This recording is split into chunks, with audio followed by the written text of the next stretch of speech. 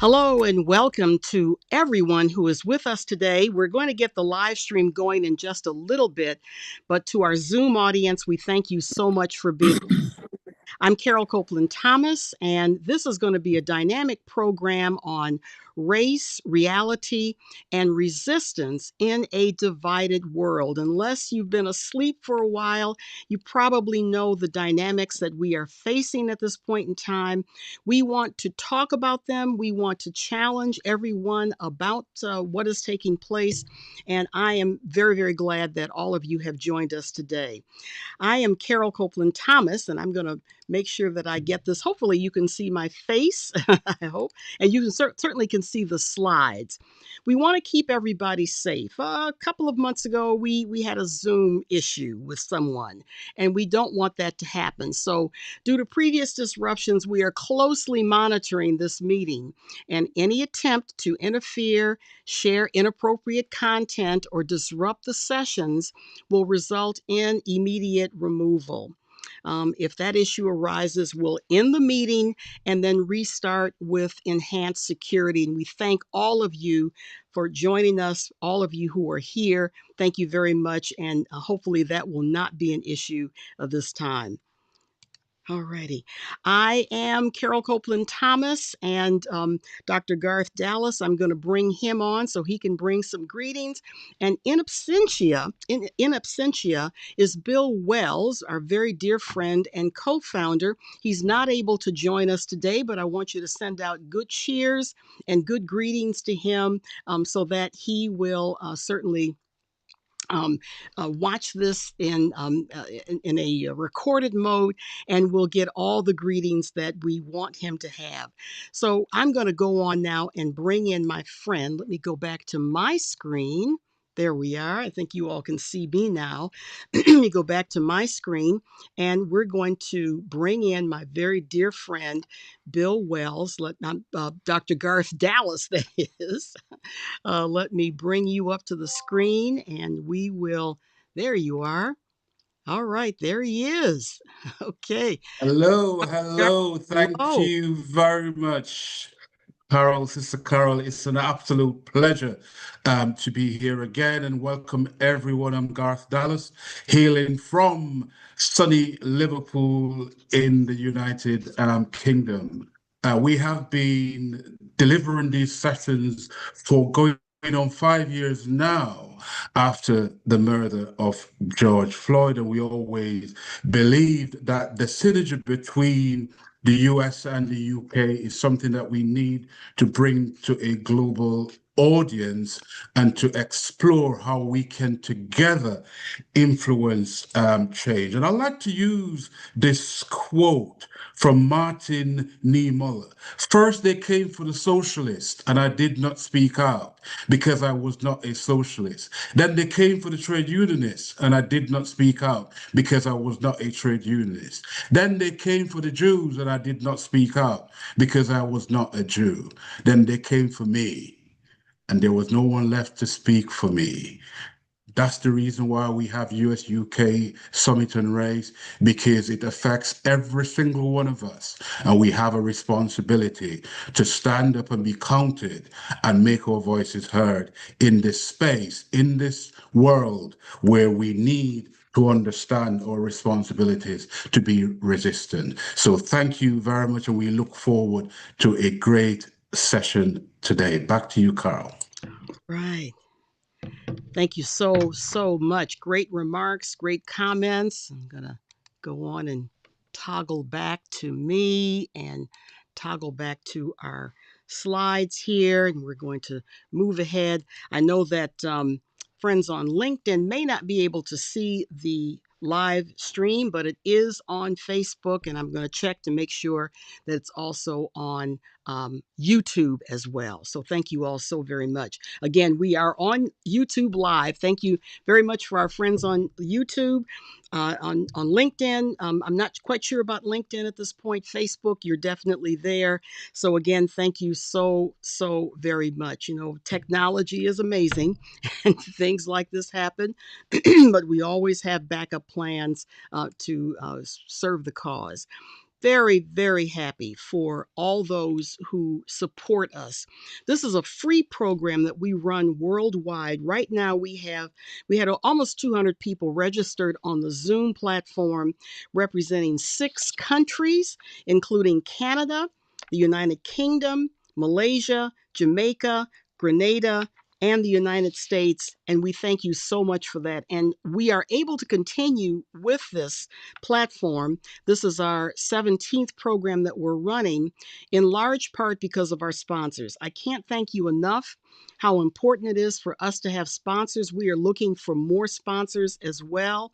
We'd love for you also to give us some comments in the chat. Let us know where you're from.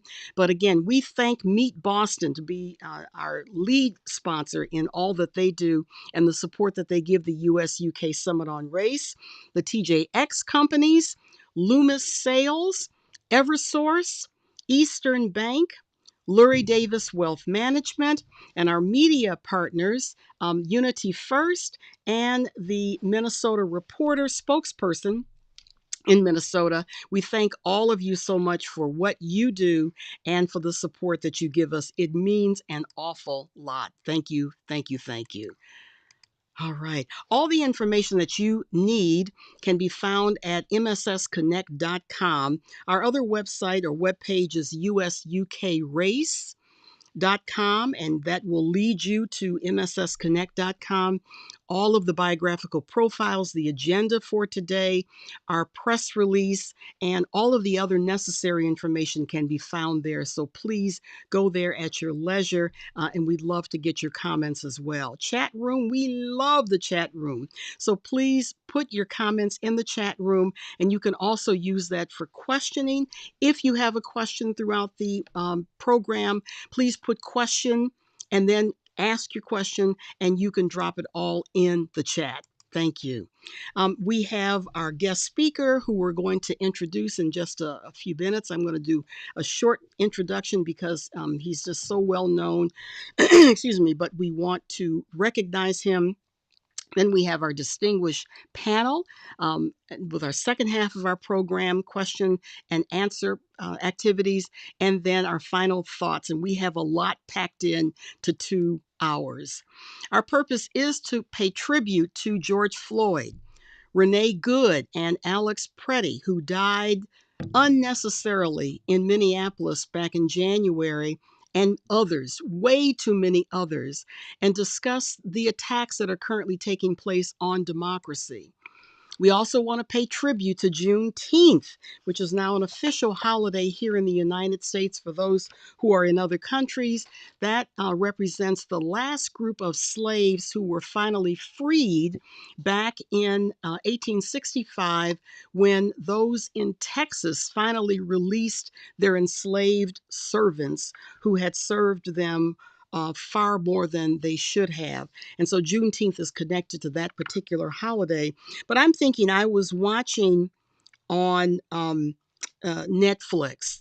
There's a very, very, very good biography on Abraham Lincoln. And that biopic is now represents what happened 163 years ago, when the Emancipation Proclamation had been signed. And as of June of 1863, those slaves who were in the states of the rebellion, including Texas, Tennessee, Kentucky, etc., those slaves were declared free. And part of the language that Abraham Lincoln put in the Emancipation Proclamation was, all men created equal. And I think about the discussions and the dynamics that are going on right now about equality. Let me move my picture over here. About equality, about equity, and the use and the disuse of those kind of words. All of that it has history, and we're looking at the history as it plays out right now. So think about, this is not a new topic. This is an old topic that is refurbished, recalibrated, and re-energized, unfortunately, right now with what we see taking place not only in the United States, but certainly elsewhere. This is a little conversation I want to share with you that sort of combines the looking at George Floyd and Juneteenth. And please, in the chat, please put, yes, I hear the sound. I want to make sure that that plays. Few years or so, just not that the holiday, just in general, I hadn't heard of it. Why do you think you took so long for Black folks and just the country in general to be just aware of it? Now, I will say this. When Juneteenth took off, it's been celebrated for over 150 years, right? And it was more of a kind of, when it was being celebrated, it took off locally. So in Texas, they've been doing it for hundreds of years. Okay. And it began to spread as people migrated to different areas. So you have places like in Virginia, even all the way up in Buffalo, New York, they've been celebrating it since the late 60s. I'm like you, where I grew up in New York City. I'm a Harlem girl, and we didn't have the knowledge where I can say, and I'm in my 30s, so I can't say it was super popular when I was younger, but it was very isolated. And that's a loaded question, right? Like, why did it take so long? Because just like anything that happens within the Black community, I think that strategically things are just systematically, we're isolated from each other. Not saying that Black people don't unify, but systematically there's been things in place to keep that total unification from happening. And so the tradition was kept alive in more of the local areas in Texas, and it spread to other cities. But I think with the unfortunate and untimely death of George Floyd, we started seeing a resurgence and an understanding, because when that happened, right, we were still in lockdown and the people were wanting to unify.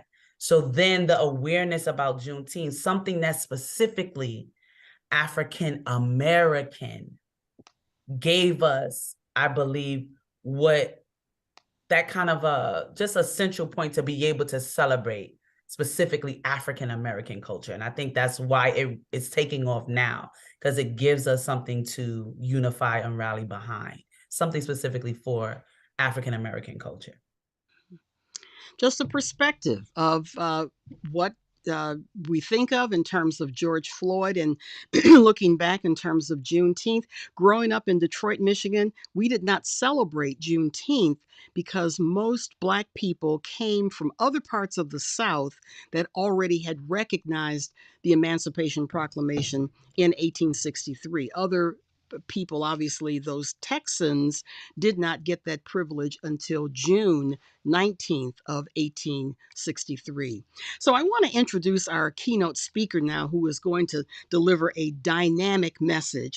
We're talking about Michael Curry.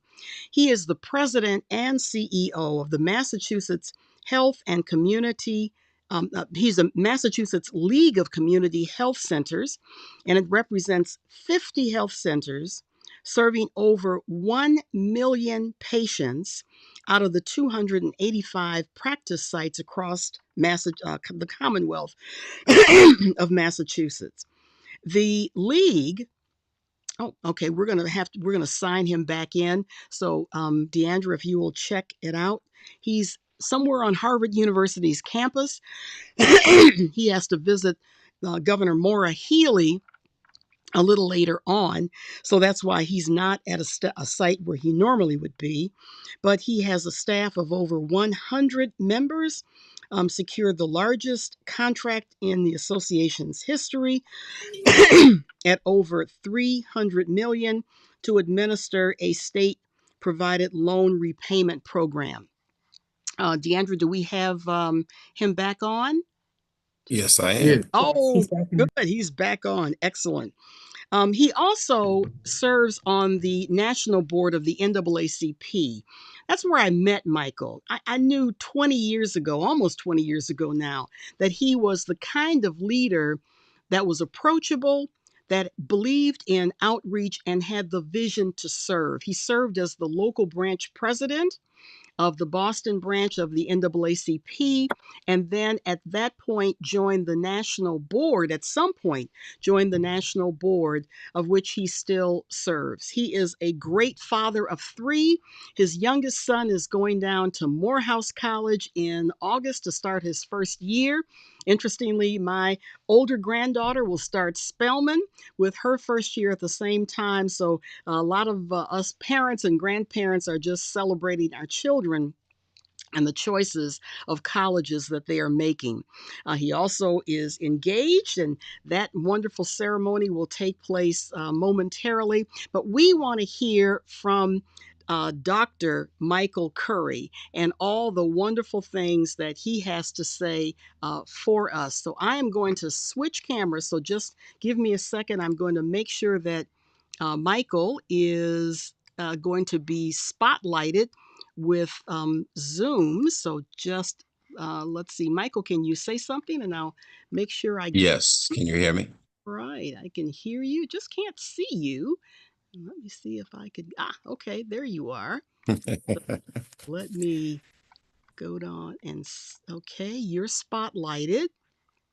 I am going to not spotlight, but I am going to see if I can do what I need to do here. Oh, I need to bring you back in. Just give me 1 second. We're just going to move Michael over. There he is. Great. And we're going to bring you in to the eCam world again. There you are. Okay, great. There you are. And let me get out of this picture. Let me make sure that you are not going to see me. You're going to see Michael. So let me do that. And let me, great. Michael, you can go on and get started, and I will for our other audience. I know we see the slides. That's excellent. Let me, Excellent. and let me bring in, great. So I'm now going to move you out, and let me just do one quick thing. One quick thing here. Okay, that's me, but I'm going to bring in our slides and I'm going to move off the scene. Perfect. Okay. All right. Michael, we are ready. Thank you. Thank you. So, Carole, thank you for having me again for the US-UK Summit on Race. And I love the topic, race, reality, and resistance in a divided world. Garth, it is good to see you, my brother, and thank you for having me back as well. I always say I am looking forward to actually getting to the United Kingdom and chopping it up with Garth in person. So Garth, when we can make that happen, let's do that. It's a deal, sir. That's going to happen. I guarantee you. So blessing to be back with you. I know I only have a limited time. For those who were not here before, I got to do a presentation, an abbreviated version of a presentation I do all over the country and now increasingly over the globe called Quantum Leap. It's a presentation that really covers the U.S. history, and then I've been started to include the history of United Kingdom integrated with that around the anti-Black racism. And I do cover from, in this country, 1619 to today. And I call it Quantum Leap, like the TV show, where I jump back and forth in history. So I take you back to 1619, the arrival of 20 slaves. I take you to the Nat Turner Revolt. I take you to sitting in the theater for the film Birth of a Nation in 1915. I take you to Minneapolis with the murder of George Floyd. I'll take you back to Emmett Till with his murder. I'll take you back and forward in time, which was when I started this, about 40, 50 slides. And Garth is now over 650 slides. And it covers housing, education, healthcare, criminal justice. And it is next to my children, Carole, it is the best thing I have ever produced, that I get to tell our story and provide the context for our story. So I am not going to do that presentation because I think I only have 15, 20 minutes.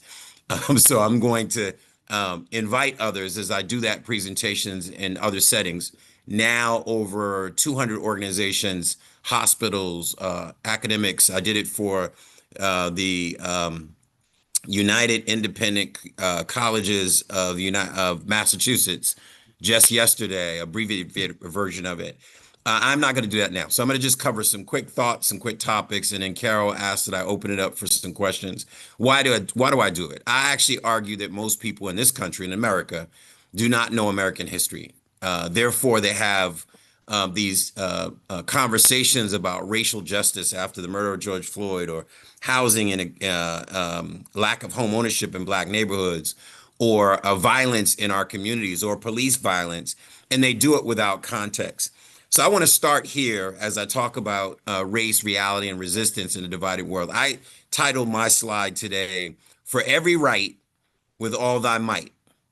That was William Monroe Trotter's mantra for his publication, as he was an abolitionist fighting for, or really not abolitionist, but a fighter for racial justice in this country. And he would put that on the front page of his publication here in Boston to remind people that what we were looking for was for every right with all thy might. I think about this moment we're in as we think about 250 years since the independence in the United States. So we will, just in a few weeks, start to celebrate across the country 250 years of that independence. And I want to start us here as I did last time I came. History, Carter G. Woodson, founder of Negro History Week, said, "History is not just a mere gathering of facts.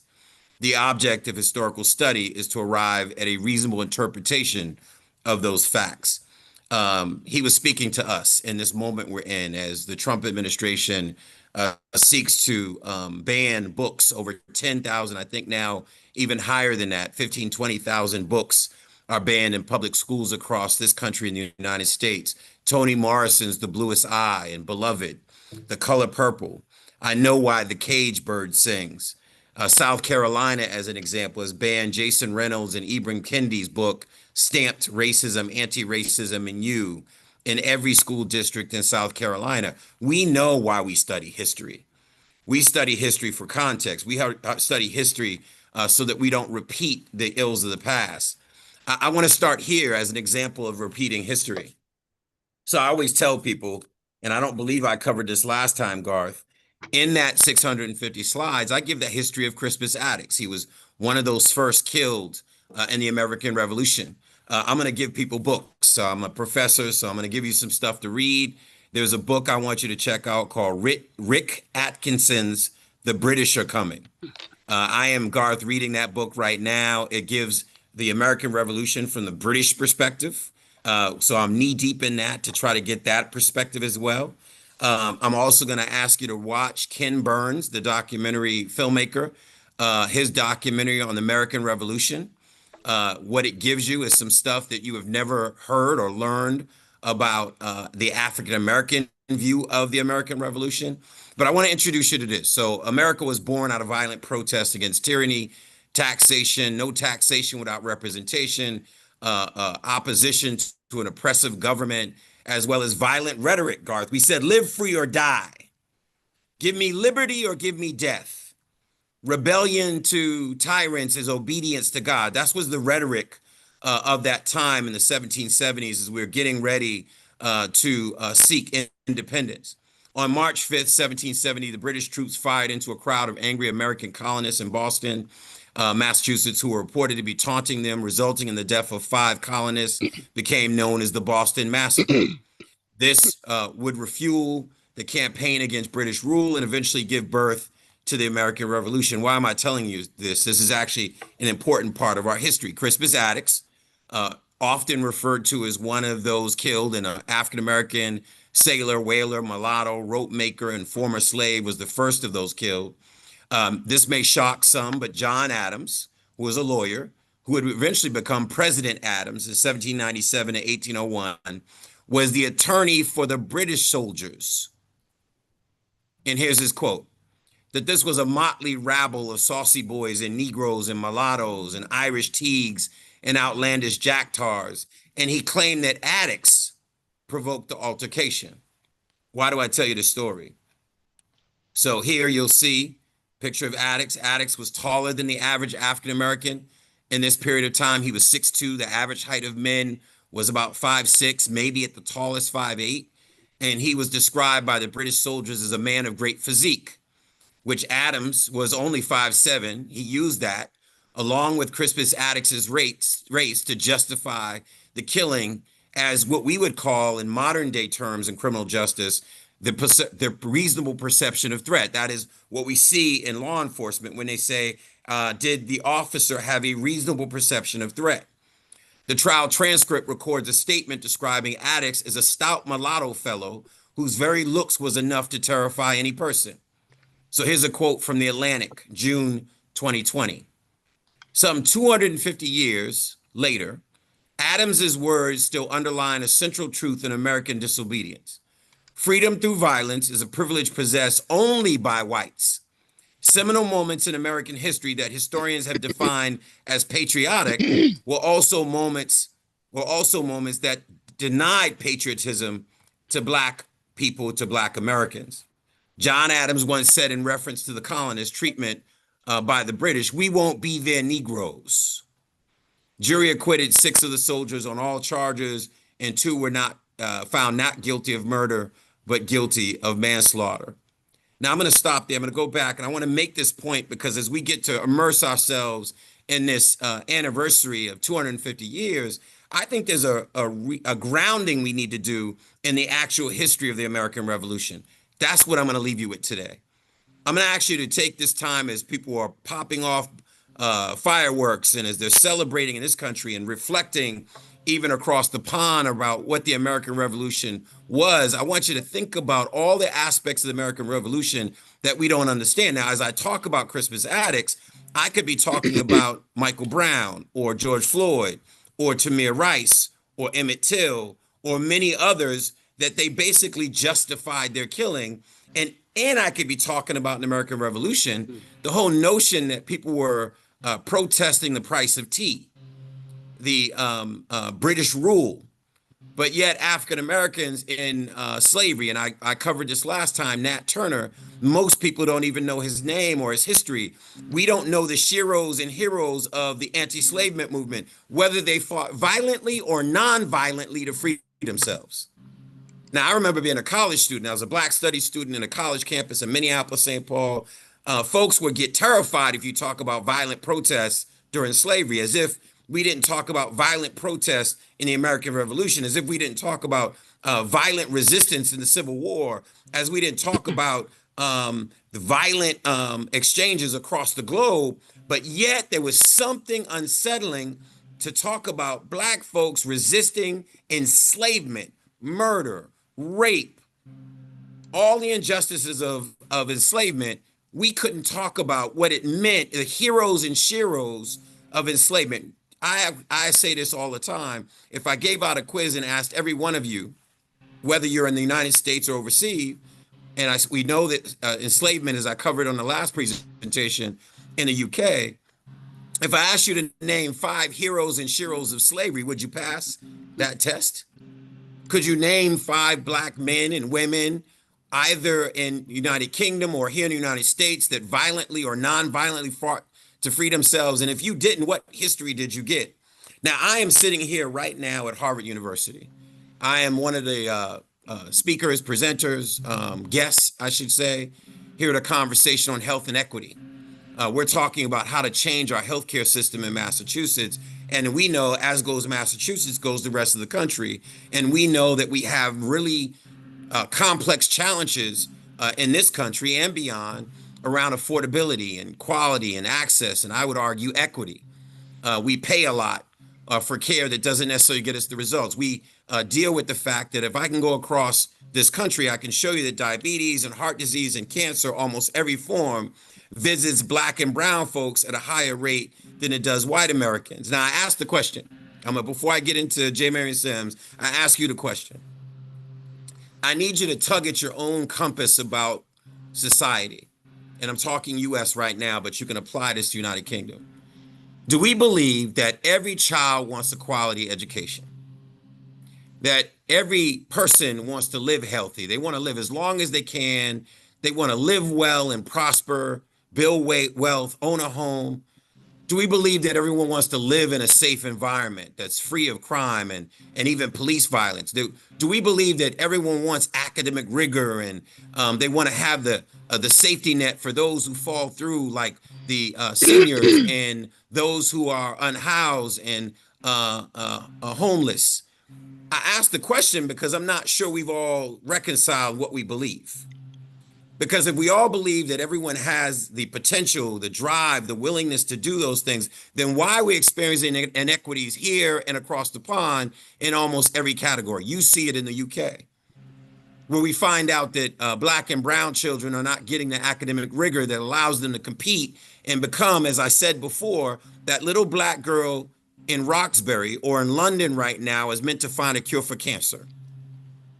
But we'll never know her. 1 in 2 women will have cancer in a lifetime. 1 in 3 men will have cancer in their lifetimes. And if you know that that little Black girl, if she has the academic rigor in elementary school and middle school and high school, if she has the social supports, if she gets into the STEM programs or the STEAM programs, if she gets an attending physician that believes in her and doesn't discriminate against her, she gets into a research program, she is going to be the person that saves your life or your children's lives.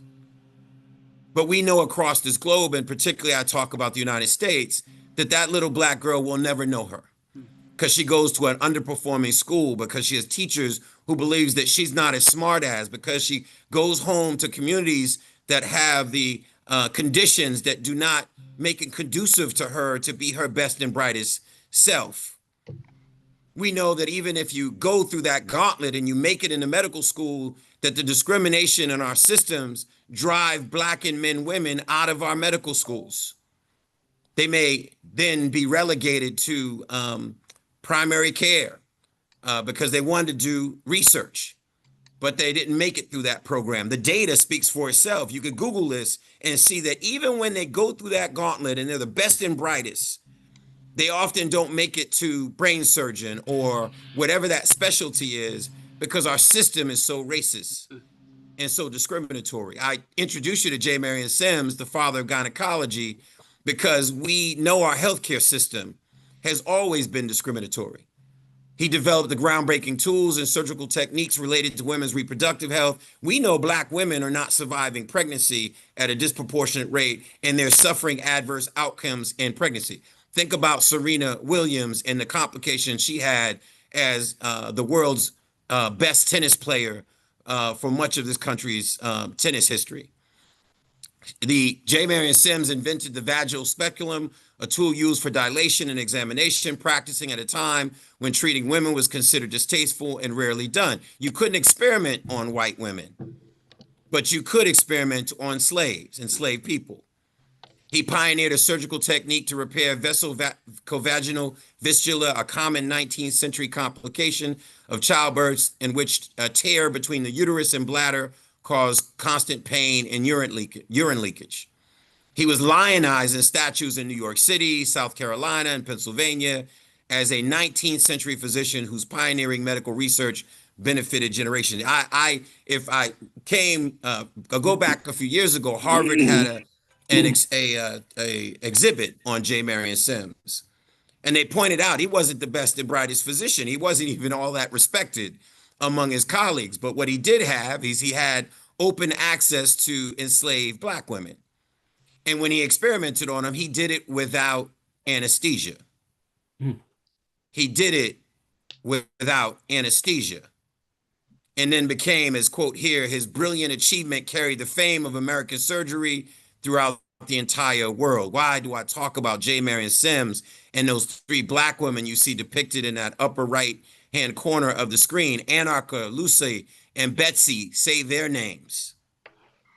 Women who were experimented on in our medical system, or the Tuskegee syphilis experiment, over 4 decades of experimenting on Black men with syphilis without treating their disease. I need you to understand that this is not just about today. This is about a history, the taint of race in healthcare. I could also argue the taint of race in criminal justice, the taint of race in education. We know that we need context so that we show up with the right arguments, the right data, and that we don't repeat the past.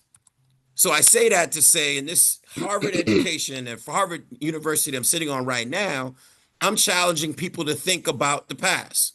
We know that racism, the backlash to progress is not new. The political cartoon by Thomas Nast, published in Harper's Weekly, September 5th, 1868. Think about 1868. 1865, as Carole said, was Juneteenth. Galveston, Texas, those black men and women found out that they were actually free over 2 years after the Emancipation Proclamation. And you'll see here in this picture, depicted atop a black Civil War veteran, are 5 Points Irishmen, Ku Klux Klan founder Nathan Bedford Forrest, and Wall Street financier and Democrat August Belmont. This was a campaign for whiteness. This is an interesting concept, right? Is this whole notion that I might have more in common with a white man walking on this campus at Harvard right now than I do a brother on this call right now.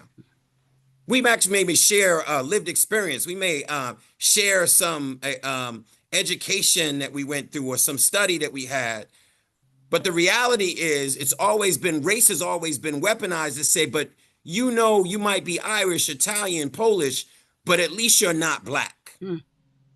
So I'm gonna get you to, as sympathetic as you may be with them, you are one of us.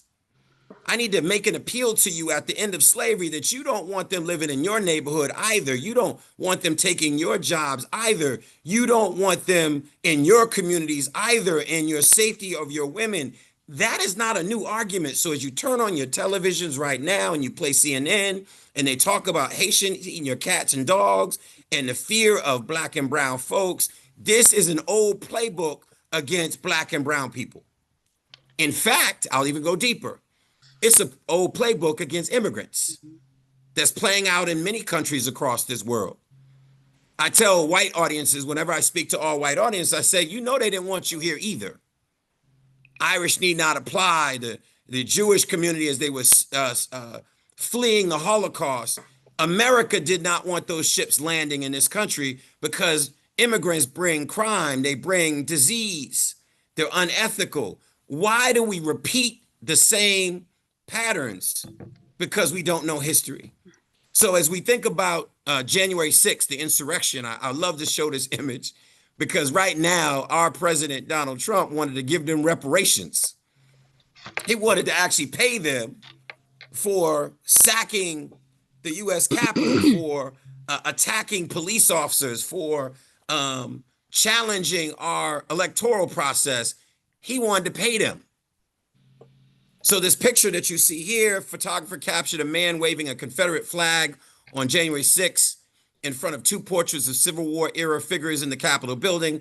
On the right is a portrait of Senator Charles Sumner, Republican of Massachusetts, who protested against slavery. On the left, ironically, is the portrait of John C. Calhoun, the 7th U.S. Vice President and staunch defender of slavery.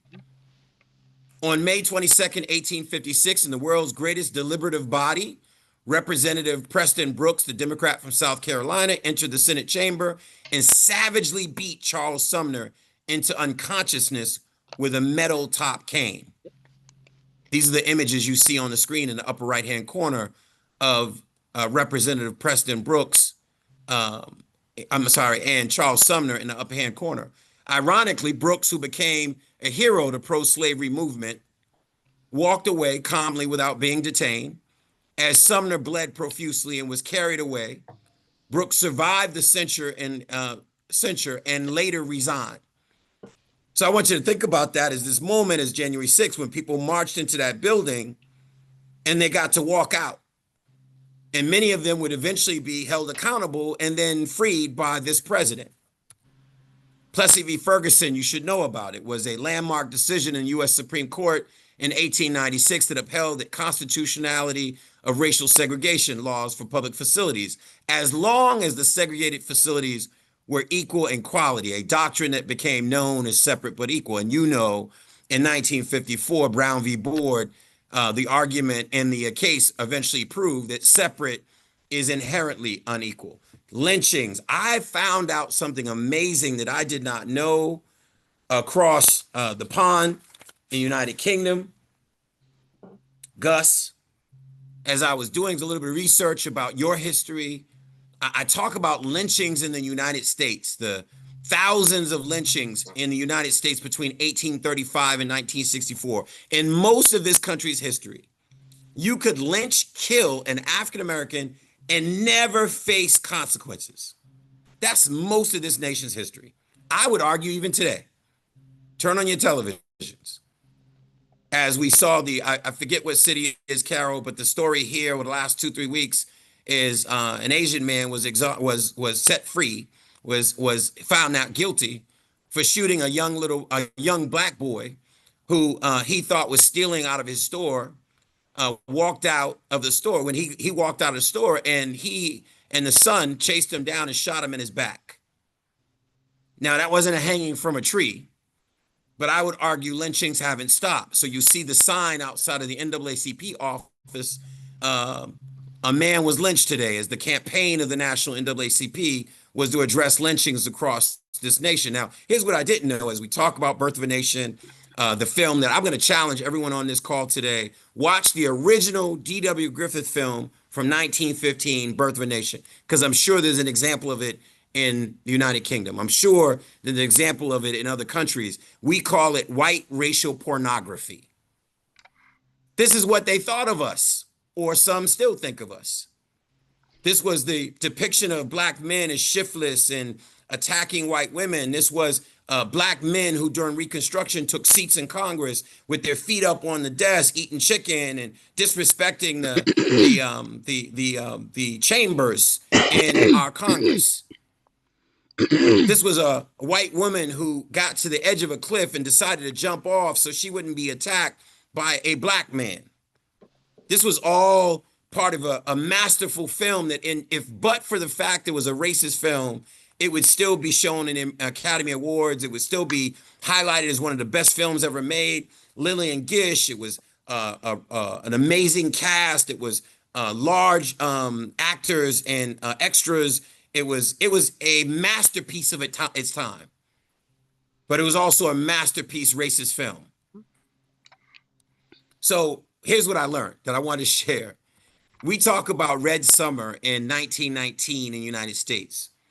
And I did not know that United Kingdom had your version of Red Summer, where basically across this country in 1919, as soldiers were coming back from war after the Treaty of Versailles, which formally ended World War I, black veterans returned and were forced to grab their guns, some positioning themselves in rooftops in their neighborhoods in Washington, D.C. They prepared for mob violence in July of 1919. There were blockades around the historic HBCU, Howard University.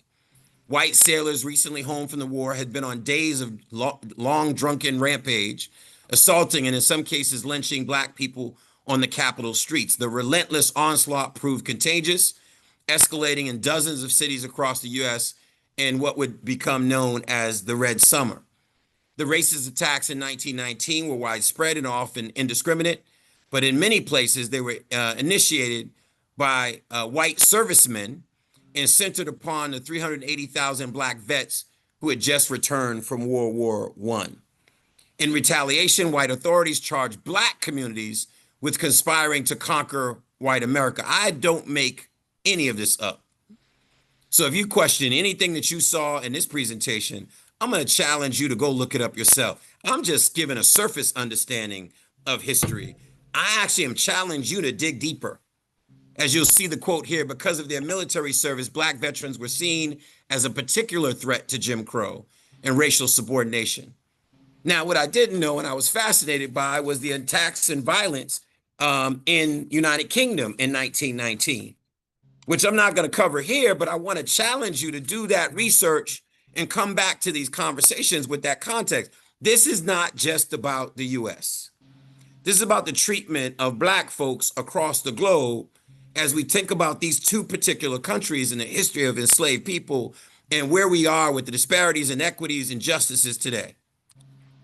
So you'll see here in the early 20th century, cities across the North were being reshaped by the Great Migration, also known as the Great Northward Migration, the Black Migration, where 6 million African Americans, including my mother, moved out of the rural South into urban areas in the Northeast, the Midwest, and West between 1916 in 1970. That was Mahalia Curry, my mother. The arrival of Black families created anxiety among white urban Northerners as Black people were perceived as taking their homes, their jobs, their security, and their culture. By the end of 1919, approximately 1 million African Americans had fled the Jim Crow South and the economic despair of the South for northern cities. Black population in Chicago between 1910 and 1920 grew by 148%. The Black population in Philadelphia grew by 500%. Between April and November 1919, that white society turned to violence during what I just described as Red Summer. There were approximately 25 riots, more appropriately known as massacres, and the mob violence, at least 97 recorded lynchings, 3-day-long massacre in Elaine, Arkansas, during which over 200 Black men, women, and children were killed. Look it up. After Black sharecroppers tried to organize for better working conditions. World War II vets came home to a country that didn't recognize their constitutional rights, their humanity, nor the truth about Black Lives Matter. Black soldiers trained in war returned home, equipped with government-issued weapons, took up arms to defend their families, homes, and communities. Why is it that when we sit down in a classroom to discover and explore American history, we don't know about Red Summer, here and across the pond? As I think about just this week, just today, there was a decision that the National Park Service here in the United States want to remove quotes about slavery, immigrants, and war memorials slated for removal from places like Bunker Hill here in Massachusetts and Boston. The National Park Service ordered the removal of 3 quotes that reflect on slavery and immigration places in the American Revolution, how African Americans participated. So you think American Revolution, George Washington did not want slaves to fight in the American Revolution because he enslaved people, because he knew the contradiction. We were saying we won't be the British slave to the British, but yet George Washington owned slaves. So they allowed free slaves to fight. And we don't even talk about the free slaves, enslaved people who fought for liberty or independence. And Gus, we don't talk about the enslaved folks and the free folk who then went and fought for the British because the British offered them freedom. Yep. I need you to unpack what they give you. I need you to now, as we reflect on 250 years, take this opportunity to go deeper and see yourself reflected in this history. I tell people I did not like history when I was in high school, middle school, high school. I know now why I didn't like it, because it wasn't truthful, because it wasn't comprehensive. It wasn't accurate. It didn't reflect my humanity, our existence in that story. So you got to do the homework. You got to dig and understand that as you see the images across the country. Michigan Avenue, Black boy floated in 1919 into the white section of Michigan Avenue that people were swimming in. They stoned him alive, stoned him to death in Michigan Avenue, and then led to days of violence. There you see the images. So it's funny, I was thinking about the society in the United Kingdom and what you think about the role of racism. And it's interesting that people don't view racism as impacting us today. I'm going to end it on this, and I'll say as I close out and then take some comments and questions. There's so much more I wanted to give you, but there's not enough time to do it. I will say to you, we are in a very difficult place right now because we're being told that history doesn't matter. And I will get this camera back on as I'm talking to you. We're being told that history doesn't matter. We're being told to stop talking about the past. We're being told that data doesn't matter, that science doesn't matter, that the truth, as D.W. Griffith, the filmmaker of Birth of a Nation, when he was being interviewed in 1915, they were asking him about his historical inaccuracies in the movie, in the Civil War. And he said, the truth, what is the truth? That's the moment we're in. Because they tie you up in such knots about what the truth is that you stop turning on your television. You stop reading the paper. You stop arguing the case. You stop defending the data. Vaccines save lives. You stop showing up at the meetings, the city hall, the city council, the state legislators and Congress, because they want you to stop paying attention. They want you to become weathered to all of this backlash to the progress after George Floyd's murder. And I'm going to tell you, as a chair of advocacy and policy for the National NAACP, I actually think they're winning. Because the number of folks that I know are so burnt out from all of this backlash that they're saying, you know what, I can't even hear another breaking story about some Trump craziness. I just can't take another Supreme Court decision against voting rights. I just can't pay attention anymore because it depresses me, it overwhelms me. And I have to remind people that our foremothers and our forefathers did not do that. They didn't have CNN, but they still paid attention. They still fought. They still showed up. They still organized. And they organized across the pond and throughout the Caribbean because they understood that to whom much is given, much is expected. So Garth, I know this was an abbreviated conversation today, but I say this as I close out. Courage will not skip this generation. I want you to remember, courage will absolutely not skip this generation, but that depends on you. Wow, wow, wow.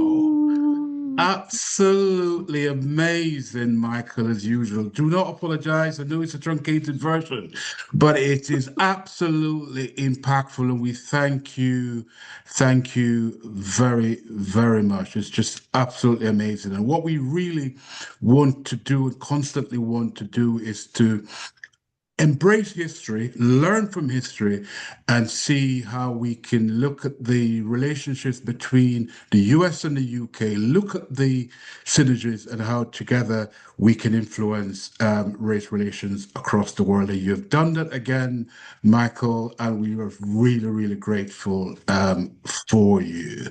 I'm not picking up any questions in the chat, so I'll ask you a question.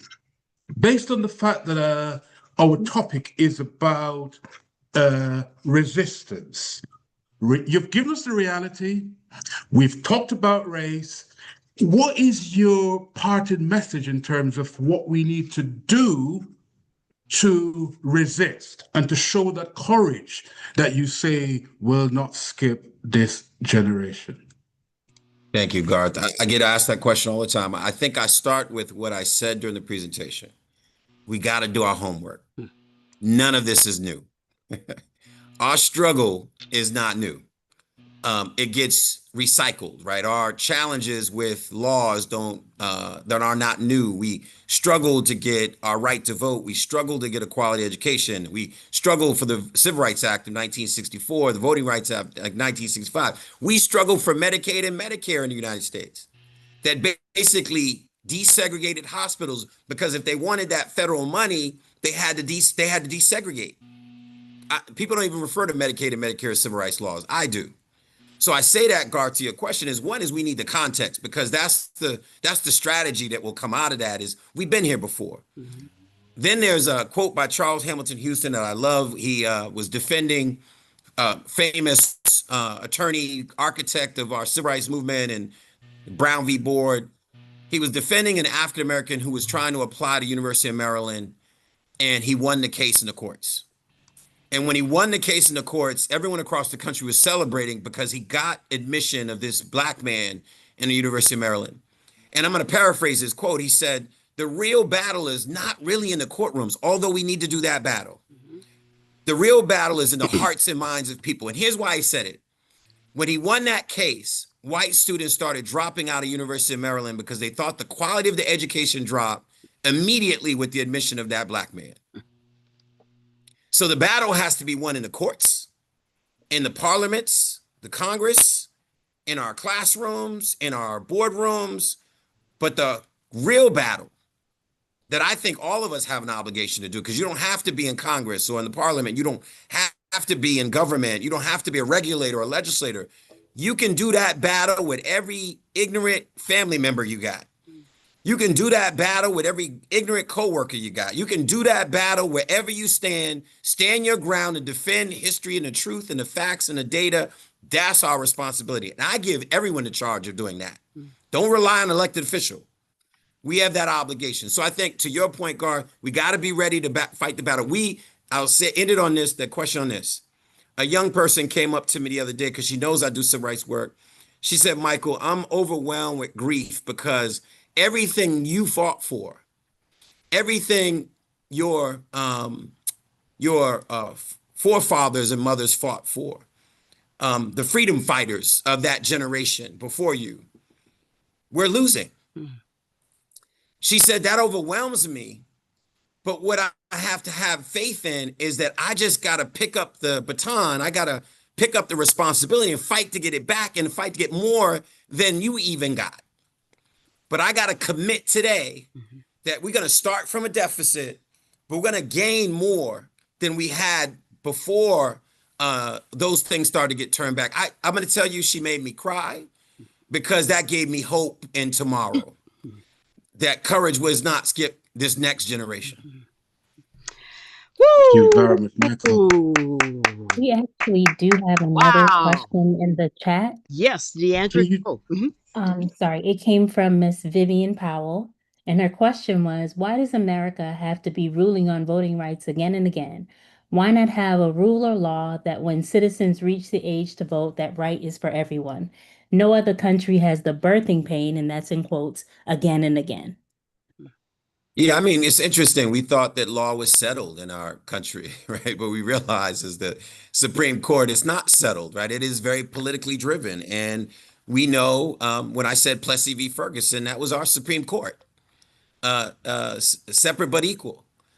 We know that many of the things that hurt poor people, people of color, have come out of the Supreme Court. We know that health reform and expanding coverage and access to care is under threat by a Supreme Court because of ideological differences. So, I mean, it's a constant battle that we know that our legislative processes here in the United Kingdom are things that we got to fight for. So you got to know it is chess, not checkers. Whenever a nominee is going up there or here to be sitting in that body to rule on the or speak on the law, you need to be engaged in conversation on what their view of the law is, what their commitment to a constitution is, how they think about racial justice and civil rights. We tend to let other people debate that and talk about it. We just watch it on television. But now we realize that those elections have consequences. And here in this country, the election of Donald Trump stacked the court with people who do not believe in civil rights, including a black man, ironically. All skin folk ain't kinfolk, is what we say here in the United States.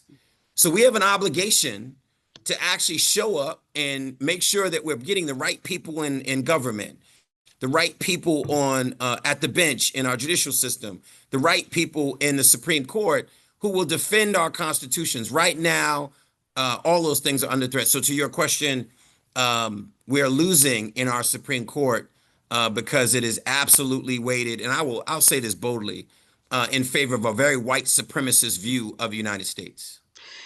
Well, this conversation. We have one more question. I'm sorry. Yeah, make it quick because I know Michael has to go on, and we just have so much to unpack with your message. So, Deandra, the last question for the last question comes from Mr. Eric Brown, which is, what can be done to increase the voting turnout for local elections?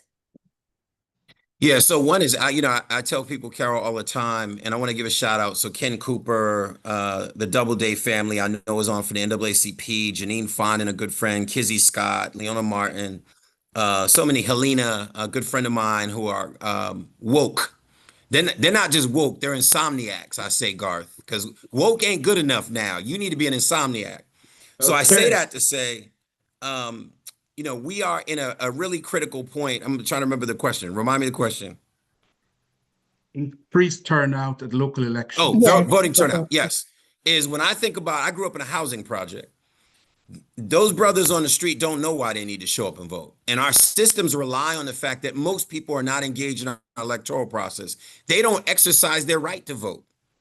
They know that people come into our communities, they make promises, they break them, and then they don't come back again until they want our vote again. That's here and the United Kingdom. So what you find is that people say, I'll check out, I don't trust the system. But you got to go in the community and you got to go person by person and say, when you don't show up and you don't argue for an elected official that fights for you, that's why you get stopped by the police. That's why our criminal justice system doesn't treat you fairly. That's why you have higher rates of diabetes and heart disease and cancer and lupus and name the disease. That's why you don't own a home. That's why you don't have healthy food in your neighborhood, because you don't have access to those resources. We have to make the case in those communities as to why voting matters, so that when the time comes, people show up. But we don't do that very well, I would argue, here and across the pond, because we expect people to just have this natural appreciation for our electoral process when the process fails us constantly. So we got to make the case that it's the long game we're playing. We need you to vote. We need you to bring your auntie and them. That's how we talk here, Garth. Your auntie and them, your auntie and them, your cousin and them. We need you to get them to vote and convince them. So I'm going to make this charge on the call as I close out. Everyone on this call, own 25 people in your family. I'm going to tell you to own them in two ways. One, own and make sure they show up and vote at the next election in both countries. Actually commit to it. Check in with them. Give them the voter material. Check in on the day of election to make sure they vote. That's one. Two, check in on their health. Do you have insurance? Did you get screened for prostate cancer? Did you get checked for breast cancer? Did you take that vaccine? Did you, what is your workout plan so you can bring your weight down, your A1C down? I need you to own both things so that we can do this fight together, both here and across the pond. That's my last charge. Thank you, Carole. Thank you, Garth. And that goes for all 6 countries that are on the line now. That includes the US and the UK. And also what Michael has said, this is an old playbook. This is not something that was created with Project 2025. It goes back to the beginning of the United States and certainly before that as well.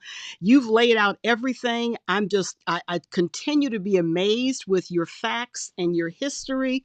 I would encourage everyone to look at the Netflix biopics on Abraham Lincoln, on Theodore Roosevelt, and Franklin Delano Roosevelt, and you'll see threads of what's happening today that really originated back during 163, 170, 250 years ago. Dr. Michael Curry, thank you so much for being with us. Thank you. I know you have a meeting with the governor. Make it a great— I will see you, Garth, soon. You will see me soon. I guarantee you that. And before you go, Michael, there's a question about your slides. They're in great demand. Do we have your authority to? Yeah. So I'll send Carole an abbreviated version like I did last time. It'll be the slides I covered, and I will send that out, and I'll resend the suggested books to read, documentaries to watch, that comprehensive list. If Carole can share that, I think folks will find that helpful. Awesome. Thank you very much. And I look forward to seeing you in London. Thank you, my friends. Thank you so much. All righty. Wow. I'm telling you, this is just an amazing experience. We're going to keep it rolling because we have a lot to share and a lot to do. Wow. Just amazing. We're not going to take a break. We're going to keep going because you think that was amazing. We have 4 amazing speakers from 3 different countries that we also want to share with you. So we're going to skip the stretch break. You can stand up and just breathe a little bit. What I would like to do, and I think I'm going to skip that as well, we're going to keep going. We have an amazing 5 or 6 minute video to share with you right now. Also want to... That's our stretch music. That's your stretch. On Friday, October 2nd, that is our next US-UK Summit on Race. That'll be our 18th event since 2001. We're serious about this. You know, a lot of organizations now have to curtail their language. They have to censor some of their information for their funding purposes. And again, because we have such wonderful sponsors and such wonderful individuals, those of you in the Zoom room, over 100,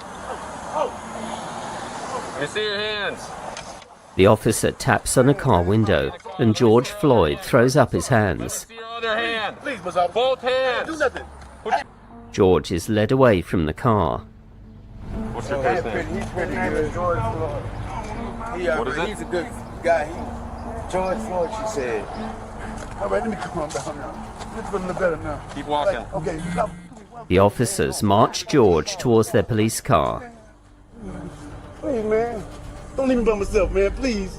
I'm just claustrophobic. That's it. Well, you're still going in the car. When I watched the video of George Floyd, Don't do me like that, man. Please. Okay, can I talk to you, please? Yes, you get in this car. We can talk. I am claustrophobic. what I saw was evil. George resists being forced into the back seat. It was reminiscent of a lynching. The officers push his arms up behind his back. But after that, we saw millions of people around the world take a stand with the Black Lives Matter movement, a global uprising against injustice. Please, man. I still ain't fucking breathe. Come on out. Look at you. Because when police continually oppress and violate people's rights and abuse them and murder them, at some point, there is going to be an uprising when people have had enough. De George Floyd, un ciudadano negro a manos de un policía blanco. London. An investigation is underway in Minneapolis into the death of another black man in police custody. London, a protest in London. What's going on? What we're seeing here feels uniquely American. I guess it's not. Well, it isn't anymore, Steph, because what you're seeing is those same protests being mirrored around the world. People both inspired and outraged. This is just one example of the protests that are happening now and building around the world, from Australia Black Lives Matter! Black Lives Matter! to Paris yesterday, where 20,000 people protested. Meanwhile, back here in the U.S., 3 other officers have been charged with aiding and abetting second-degree murder. We kneel together for 8 minutes, 46 seconds. That's the time it took for George Floyd to die. Ooh, wow. We're going to bring Dr. Garth Dallas back on. I'm just going to switch cameras here. And we've asked that our guest speakers turn your cameras on so that I can bring you up to our eCam platform. Without further ado, let me switch my camera so that we can bring Garth Dallas on. Thank you very much, Carole. 8 minutes, 46 seconds. Good afternoon, good evening, good morning, wherever you are in the world.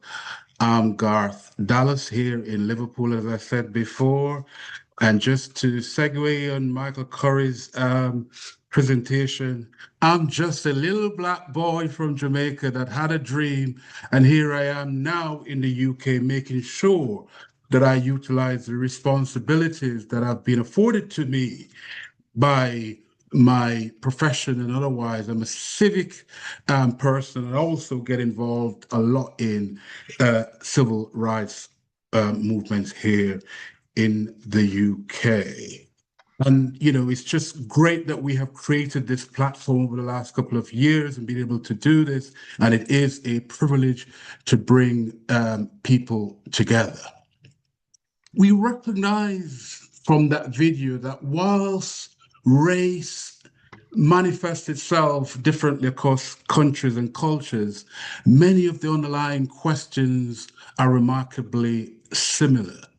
And today, those questions remain as urgent as ever. We gather at a time when societies around the world are experiencing profound divisions, political divisions, cultural divisions, economic divisions, and divisions rooted in race, identity, and belonging. Even Elon Musk, the wealthiest man in the world, has now taken and utilizing his platform to talk about the fact that white individuals are being disadvantaged and discriminated against. And that is creating some momentum across the world. And that's why people like Michael Curry will say that we're losing, but we will keep courage alive, and we will keep hope alive. And it's against this background that we have this theme of race, reality, and resistance in a divided world.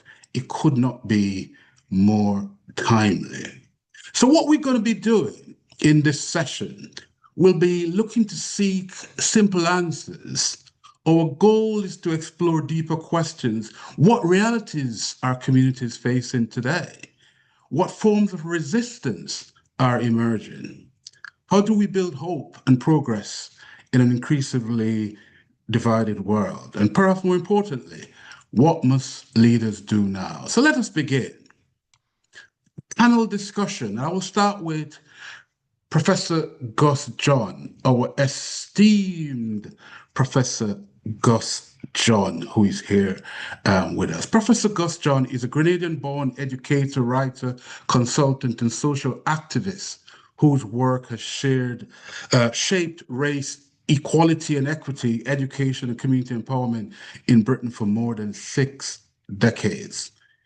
He's Britain's first Black Director of Education. He had advised government, universities, and community organizations internationally, and is recognized as one of Britain's most influential Black intellectuals and activists. He's someone who we in the Black community want to wrap in cotton wool because he is very special to us in terms of what he represents. So welcome, Prof. Gus. Nice to have you here, sir. I will start with the first question. You have spent more than 6 decades at the forefront of educational reform and anti-racist activism and community empowerment in Britain. You have witnessed enormous change, but also recurring patterns. When you look at today's social and political climate, particularly in the UK and across Europe, what concerns you most about our current state of race relations, and what lessons from a previous generations do you believe we're at risk of forgetting? Bearing in mind that we just spoke about the fact that some of the young folks are saying, well, all that you have fought for is being dismantled in today's world. What do you think about that, sir?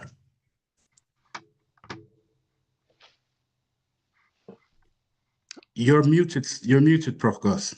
Can't hear you.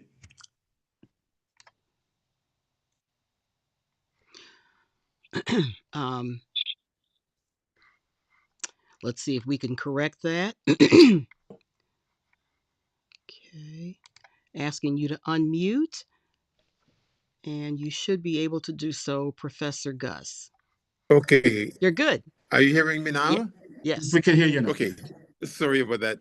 Yes, thank you. And I want to say a big thank you to Michael Curry as well for that excellent presentation.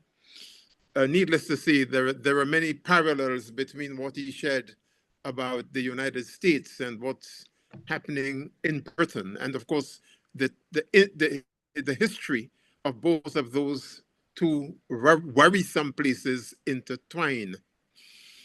To deal specifically with your question, I would say this. It seems to me that not only is history important, but the way in which history is preserved, distorted, built upon is critically important. I have I've had a life experience with Britain all of my life. The first 19 years in Grenada, and since the age of 19, here in Britain, I am now 81. And I can tell you that one of the most worrying things for me is that the struggles that I have been centrally a part of for the last 62 years are ones which it would appear my grandchildren would have to embrace, God knows for how many decades. And that is a worrying thing. It's a depressing thought for one simple reason. I have lived and worked in many environments in Britain over the last 6 decades. And I'm absolutely astonished at how generation after generation, this nation produces leaders and managers, predominantly white, who are as ignorant as anybody can imagine about issues of race, issues of diversity, issues of people's need for a sense of belonging, and particularly of the right of everyone to live with respect and dignity and to study and work in an environment in which that right is expected. So it seems to me, therefore, that when we come to consider all the stuff that Michael was sharing with us and all that history that intertwines with the history of the UK, it is really astonishing that we still have the capacity to normalize barbarism, to normalize fascism, and to behave as if democracy is everything that matters, irrespective of what it produces. So here we are now in the UK, just having had local government elections, and we have a situation where the Reform Party, which is a far-right party, has thrust itself centrally into British electoral politics to the extent that they're now running local councils and local municipalities. They are getting more of the popular vote in local elections than the Labour Party and the Conservative Party in many areas. And people are actually suggesting that that gives Nigel Farage, our equivalent of Donald Trump, the right to bring on all kinds of anti-Black policies and stir up hatred and division within communities. Now, what I find utterly unacceptable is this. I grew up in the Caribbean. The education the schooling I got until I left to come to this country, both in Grenada and in Trinidad, where I came here from, was patterned on Britain. It was the British colonial system that structured both content, pedagogy, process of the schooling system. And I learned more about Britain than I did about anything to do with Grenada, the transatlantic trade in enslaved Africans, or anything else. And I come to this country to find that the British are singularly ignorant about their own history, which is the point that Michael was making earlier on, and not just about their history, but about how we came to be in the Caribbean or in Southeast Asia or wherever it is under British rule. In other words, there's no connectedness between our realities and the history of the British Empire. There's no understanding of how we were fashioned and molded and kidnapped and worked to death for the advancement of international capitalism. So the problem we have in this country at the minute is this.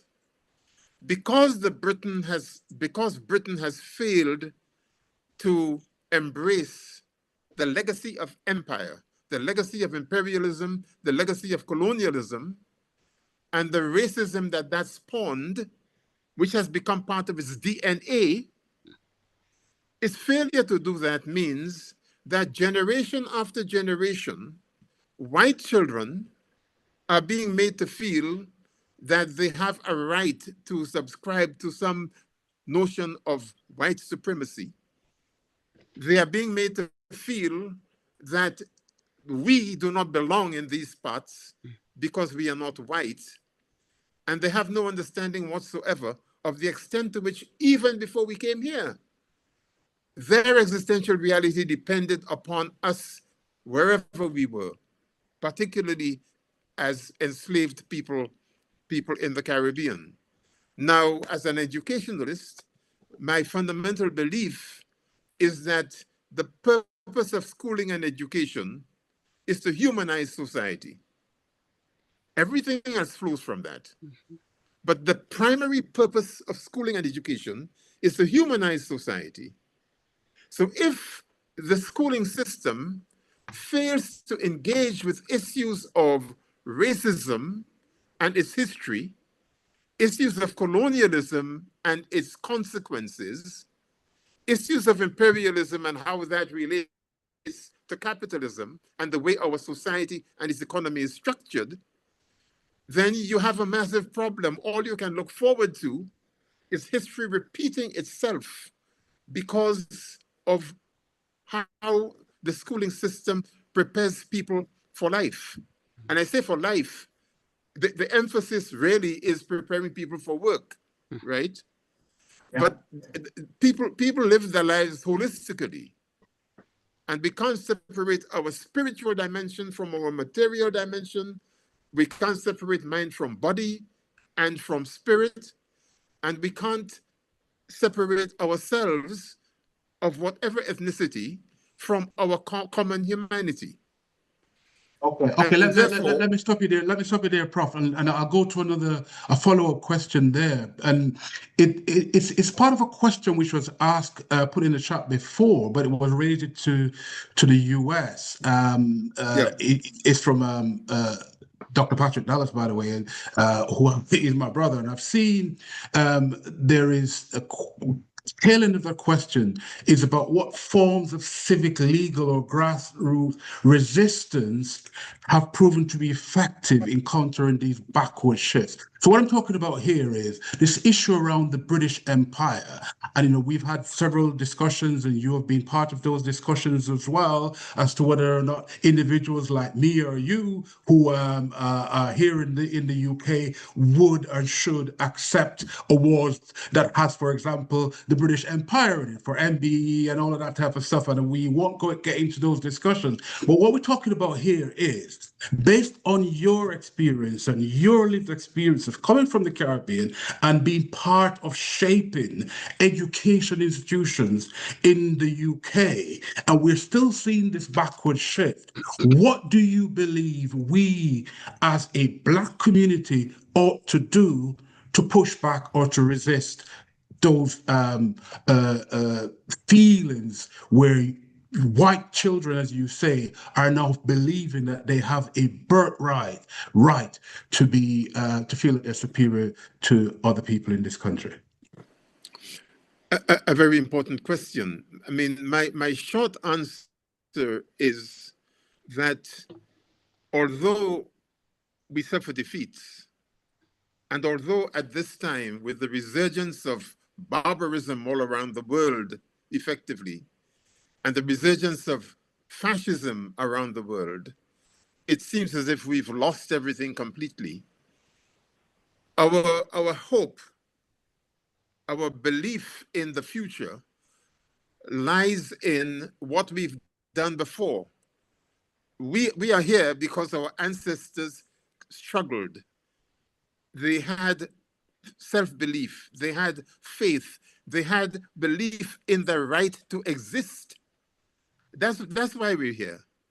And consequently, we have to understand what our advances have been, how we engaged in collective action in order to propel change, and how we did so in a manner that engaged with other progressive forces within societies, irrespective of what color or ethnicity they were. Because human liberation basically knows no color. And if we committed to human liberation, we committed to the liberation of each individual and their God-given right to exist and to live with respect and dignity, irrespective of who they are. So as a human rights activist and as a socialist, my struggle is around the whole business of human liberation. And it is when we find elements of that and have it as, if you like, the driving force, the dynamo in all our struggles, that we begin to get a sense of what we need to do collectively in order to transform the world. Thank you, thank you, thank you. Let's end on that note, sir. Absolutely fantastic. There is a question about Windrush that I will bring back if we've got time in a when we have all the panelists together. But thank you very much, Prof. Gus. It's been an absolute pleasure to hear your perspective on this. And we will now move to our second panelist.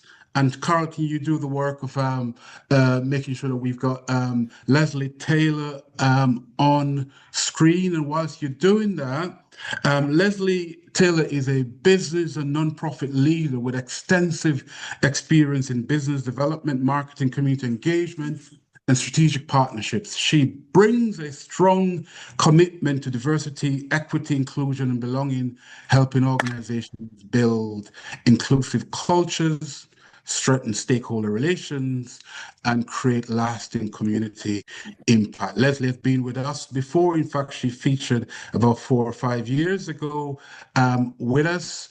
And I just want to, Carole, can you spotlight Lezlie, please? Yes, I will. Give me a second and we will get that going.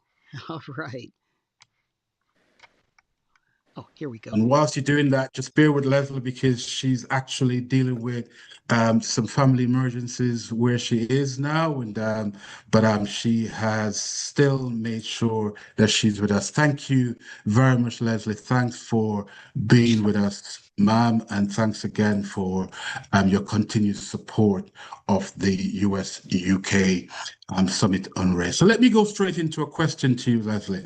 Much of your work focuses on leadership, organizational culture, community engagement, and creating environments where people feel they belong. And that's a word now that's coming into the space, belonging, because a lot of organizations, especially in the US, are feeling worried about using EDI within the title of what they do. So in recent years, diversity inclusion efforts have become increasingly politicized, particularly in the United States, as you know and I alluded to. How can organizations continue to build cultures of belonging and inclusion without becoming paralyzed by political division or public backlash? Good morning, Garth and Carole and all, and thank you for having me again. And as you might expect, that's a loaded question these days in the U.S. Around diversity, equity, and inclusion. And still in the role of consultant, working with organizations, that actually has become a primary focus when working with organizations, their leaders, as well as their employees. I don't know that I have to tell many on this call, certainly that are US-based, of the travesty that is occurring in this country around diversity, equity, and inclusion, but more importantly, around the erasure of our history, or the attempt to erase our history. Michael Curry spoke eloquently about what is happening and why we should be concerned on what's happening. So when he talked about history being erased from national parks being closed, the book bannings that are occurring in this country and in the schools in this country, and certainly erasing our leaders, i.e. Colin Powell and others from the histories or the ranks in our institutions, is horrible. And so and I share that at the backdrop of this question around how do we get organizations to think about or to continue diversity, equity, and inclusion. We are having these conversations against the backdrop of these attacks, of attempting to erase our history and our contributions and who we are. And so what I find in talking with organizations is how, first of all, will you continue? Are you committed to continuing? And often in being in this work, we often ask the question, is it skill or is it will? Or is it both? And I think that is a pertinent question today as we work with organizations and their ability to continue the work of diversity, equity, inclusion, and belonging. Is it skill, will, or both? So are organizations willing to continue this work and still value the importance of this work? I would submit that it is actually showing how committed organizations are today, given the challenges, because it is not easy. And so when it does get tough, are we going to see organizations step forward? Are we going to see their leaders step forward? And unfortunately, I think what we are finding is that some are not stepping forward as we would like to see them do that. And so colleagues of mine in discussions have said, oftentimes we have to really double down on the coalition of the willing in this work and within organizations. So what we are seeing, those organizations willing to continue are looking for other ways to continue the work. And unfortunately, that work does have to continue under a different umbrella, under a different guise. So what we're seeing here are renaming, rebranding this work under a different banner. Just as this call was going on, I received a text with one of our major universities in this country who had a requirement, an entrance requirement that all students had to take an ethnic studies class. They have now abandoned that requirement. And subsequently, all of their subsidiary campuses, if you will, have abandoned that requirement. Now what's happening, will those conversations continue with this college and university around, will you rebrand or will you continue this work? And so much of this is what's happening in this country. And so as I'm talking to organizations that I work with, those conversations are starting to look like, how else can we rebrand this work to ensure that we are still driving home inclusion and belonging? So what we're seeing is extensive use of the word cultural engagement. How do we share how do we really blow up this thing called belonging? And oftentimes what we're finding, some organizations who may receive federal funding, because I also work with nonprofit organizations, I work with governmental entities. And so those that are receiving government funding also have to think about wording, strategies, because unfortunately they will lose their government funding if they are not able, if they use the word diversity, equity, and inclusion. So it's a challenge, Garth. And for those, again, that are on this call and are in the US and perhaps even doing this work as I do, understand the challenges that we have. And I think I want to also add that underlying those challenges are getting people to override their fear and truly start to stand up to the challenges that we're facing of our work being literally taken from us right under our, right in front of us. How are we going to really stand up to the bullying that is occurring in this country? So the short answer, and it's not a profound answer by any means, but the short answer to all of this is that we really are forced to find alternate strategies and branding to get around this challenge that we have of continuing the work of diversity, equity, and inclusion, because loss of funding is real. And I don't want to gloss over that, but it's real. But how do we get organizations to step up and become much more creative around how we continue this work? And I believe Michael Curry said it. We've had to do it before. We're going to have to do it again. And it's much more important even today. Another point I want to hit on this, one of my concerns in being in this work and working with organizations, and now seeing the trend towards younger executives, I believe in this country, we are social media comatose. And we are letting social media drive too much of what we do, how we think, our approach, to the point that in some cases we're comatose. So we're really not taking on the challenges as we ought.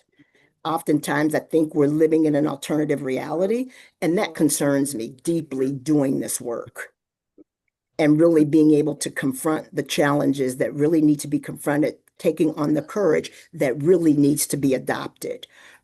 So again, though that's my shortened version, not as long and certainly in depth as Professor Gus, but those are the things that really have been on my mind. And really, when I would have to ask executives what causes me to lose sleep at night, those are the things that cause me to lose sleep at night being in this work.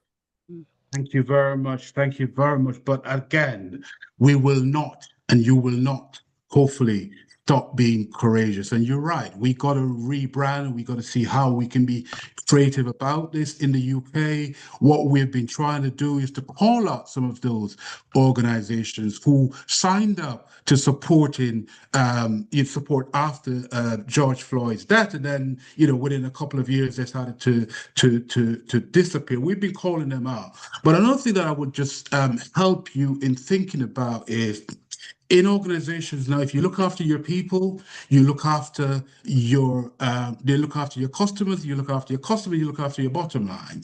Gen Zs now are making decisions as to which organizations they're going to engage with based on their purpose and based on how they deal with issues around equity, diversity, and inclusion. So, Lezlie, keep hope alive and keep on fighting. I can see you moving, so maybe you have to give me some stuff. If I could just add, Garth, just one comment, and I know we have to move on. Being here in Minneapolis, in the Twin Cities, where the murders of George Floyd and Renee Good and Alex Preddy took place, and we were certainly one of the what I'm going to call ground zero for the ICE attacks. I'll leave it at that. So being in this area and continuing to do this work adds another dimension to the challenge that we put forth to businesses here, knowing that we are actually living through it even today, and putting that challenge on our corporate executives, on our community leaders, on our business leaders, to continue to step up and do this and continue to do the work. And so what we're finding also is that partnering even stronger with our community activists has been imperative, and getting them to really work with us and putting pressure on corporate leaders, i.e. Target Corporation and others. And so in that work, I'm starting to see partnerships, stronger business partnerships, not many as we would like, but what we are finding is those business leaders that are committed to doing this work in the midst of everything else that is going on. So that courage piece, I can't say it enough. The courage piece is critical. Thank you very much. And that target model, pun intended, is resonating across the world in the way that Target has been targeted for its abandonment, if you like. And so thank you very much, Lezlie. It's been a pleasure as usual. I shall now move on, Carole, to bringing in our next panelist, which is Reverend Marvia Laws from Jamaica. Marvia is a Pan-African womanist public theologian theologian and ordained minister in the Jamaica Baptist Union. With more than 30 years of ministry experience, her work sits at the intersection of race, gender, spirituality, environmental justice, and climate concerns. That's a great intersection.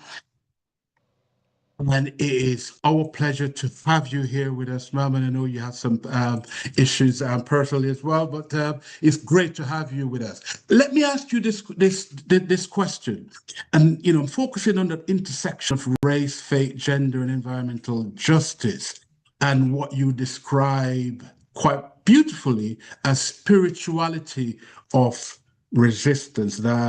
Hope that's not copyrighted because I'd love to use that. What role can faith communities and spiritual traditions play in sustaining resistance without allowing resistance itself to become destructive or despairing? Okay, good day, Garth and Carole and all the other panelists who are here. And I also want to add my thanks to Dr. Curry as well for his presentation. Your question, it hits at the heart of the challenge that many of us are facing. The exhaustion, the despair, even a sense of hopelessness, not just at the presence of injustice, but also at the evidence of the unraveling of the work that has been done, the loss of gains. And so people are even prepared to give up and say, become hopeless. But for me, and from the spiritual perspective, and let me just tell you now that the spirituality of resistance is copyrighted, all right? But I can allow you to use it. Everyone is free to use it. Now, the spirituality of resistance speaks to that if we attempt struggle and resistance work without a source, it is tantamount to giving from an empty shell. So that's what I'm about. I'm saying that the history teaches us that we as a faith community have what we would call a tradition. We have a long memory. And that means we've been carrying the stories of our ancestors and those before us. And that's true for us as a race, as a people, that our ancestors, even though they were snatched from their homeland, even though they were taken away from their connectedness to their origins, did not forget who they were and did not forget their beliefs. They kept their faith. And that faith, even if we want to celebrate the various other world religions that we have adopted from the colonizing forces, we must acknowledge that connection, that resistance and struggle was always connected to source, and that we would love for all of those who are engaging in resistance work to understand that. The spiritual traditions have evolved and have informed the Black church traditions that have emerged, the ongoing indigenous faith traditions and spiritual traditions of African origins that persist in the Caribbean and across the world. We see this even in liberation theology that has informed the struggle for us here in the region and in Latin America. We have seen that in Black theology that informed the struggles in the 70s to the present. So resistance, I'm saying, for it to remain vibrant and vital and not for us to descend into despair and to give up. It must be connected to source. Another thing that I want us to understand is that when we are engaging in resistance work, we have to understand that from the faith perspective, we are never at a place where we are well and then we serve. We have a phrase drawn from the work of Henri Nouwen. It's called the wounded healer. And we can talk about even how we as a people carry trauma, generational trauma in our beings, in our DNA, and yet we must resist. So we don't deny the realities of the woundedness, the suffering, the pain, the grief. Those are realities. We do not glorify them. We acknowledge them. We acknowledge what causes them. And we allow this to drive us forward, not into ways that are destructive, but ways that are empowering. And we can find this in the Psalmist, the wisdom tradition of the Bible, for example. Look at the Psalms. The Psalms are very raw and honest, especially when they're calling on God to kill their enemies. That's how raw and honest they are. They're coming from a place of deep human realities that we feel, we experience, and thus we can connect with the realities that we face that would destroy us, but we know we're anchoring our faith in God. I believe another thing that can drive us and keep us is something that Desmond Tutu, for example, taught us, that you must never forget that the face of the ones who are the oppressors, that they are human beings as well. And never let them forget that they are human beings. It's very, very important, because in the work of resistance and when we're struggling, we want those who we are confronting to hear that we are challenging a logic that says that there are one set of human beings who are superior to another set of human beings who are inferior. So resistance carries within it that recognition of a common and an equal humanity. And finally, I really believe that resistance that is sustainable and can be sustained by our efforts and connected to source bears witness to the realities that are happening around us, that they are not silos. Environmental issues are connected to race issues, are connected to gender issues. And so people must understand that when we are engaging in resistance work, it's not just that we are writing about it and speaking about it, but that we understand the practical dimensions, that we who are calling others to a moral standard, that we too must be held accountable. And Garth, I think this is one of the things that really causes us to break up, I would believe. Our work disintegrates or becomes unraveled quite easily, is that we fail to realize that resistance is not just to external forces, but resistance is also to internal forces. So for example, the way we understand power and we observe power being deployed by the colonizing forces, its underlying logic and philosophy and ideology must be questioned, interrogated, and where it's harmful and destructive, dismissed, not adopted. We run the risk of doing the same things within our own ranks, for example, where we are questioning abuse and challenging abuse, but we are tolerant of it, or we cover it up in our own ranks. So that is a key part to resistance that we also have to pay attention to. I'll stop there unless you have something else you wish to say. Absolutely amazing. Thank you very much. I have a follow-up question, but I think I'm going to go to the next panelist. But what I'm taking from what you're saying is that resistance from a spirituality perspective is not necessarily about turning the other cheek, right? But certainly not. I picked that up from your brilliant presentation. And someone, Lezlie said, excellent topic. The role of the church is essential. And that's why we were so pleased that you agreed to join us, ma'am. So thank you very much. And let's move on to Attorney Wayne, my very good friend, Attorney Wayne Golden from Florida in the US, born in Jamaica, but has created a wave of civic engagement in Florida. He is the founder of the Golden Law Group, and he has extensive experience in immigration, civil criminal government, and international law.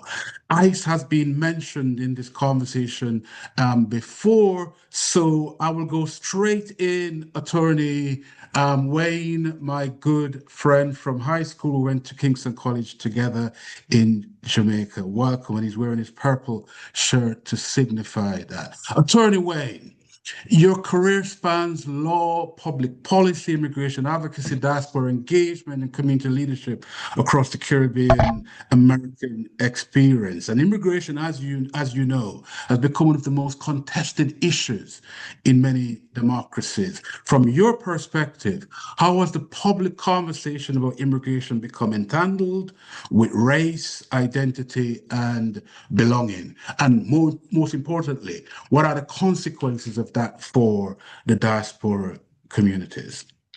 Well, good day, Garth. Good day, panelists. Thank you for having me. This is something that's near and dear to my heart as an immigrant myself to the United States, and pretty much has spent most of my life in this country. And, you know, immigration and race are deeply intertwined. It has shaped the social, economic, and political experience of immigrants and racial identity, you know, which influences access, acceptance, and integration into the host country that you find yourself as an immigrant. The history of immigration in the United States really stems in racial identity and has long influenced that immigrants experience. You know, European immigrants are often classified as whites, historically face fewer barriers to social and economic integration, while immigrants of color encountered systematic discrimination, scapegoating, and exploitation for labor. And this has not really changed, but the conversation keeps resurging itself because immigrants are often the lowest hanging fruit for the political system here in this country. And we have seen that played out with this current administration, where they didn't make it a secret. They made it front and center that immigrants were going to be the target of their policies, whether you know they define you as coming from S-hole countries to classifying Mexicans as murderers and drug dealers and all of that. But the extent at which they have now been brutally carrying out their policies, ranging from ICE immigration raids, uh, and also the policy itself to admit or deny immigrants admission into the United States, is really a central point of conversation now in the United States again, because it keeps recurring. If you look at it and look at the history of immigration and the long effect it has had on families, whether it went from a point where this country was about reunifying families to the point where it's now bring us your richest and whitest people. You have to accept that this is the conversation that's being had right now.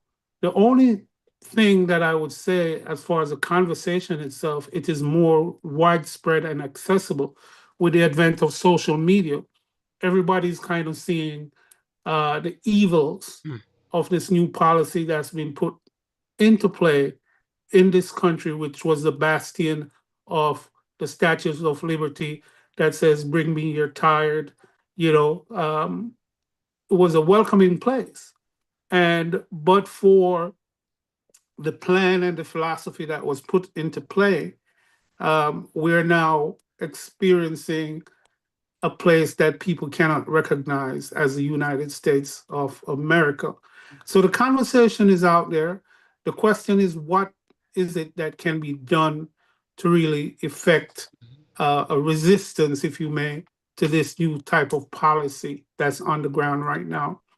As an immigration lawyer practitioner, we are out in the field still fighting in the courts to try and resist some of these new policies that have gone into place that are definitely destroying immigrant families and opportunities. And the question, though, is long term. There was a plan put in place by these folks, but the question is long term, as Black people, as minorities in this country, what is the plan? What is the master plan that's out there for people to follow, to say, let's resist against the system, and this is how we need to do it? Just like how they had put out their plan, Project 2025 or whatever, they studied the situation and they know what it would take to put these kinds of things in place and to defeat the system that the forefathers fought for all these years. The question that I have, everybody can complain. Everybody don't realize that it takes resources to fight the system that's in place right now. And everybody thinks they know what the problem is. But what is the master plan? Who's putting out the master plan, whether in the civil rights arena, whether in the religious arena? Because that's a central part of this country that has influenced change. We no longer see the religious groups standing up en masse against these atrocities.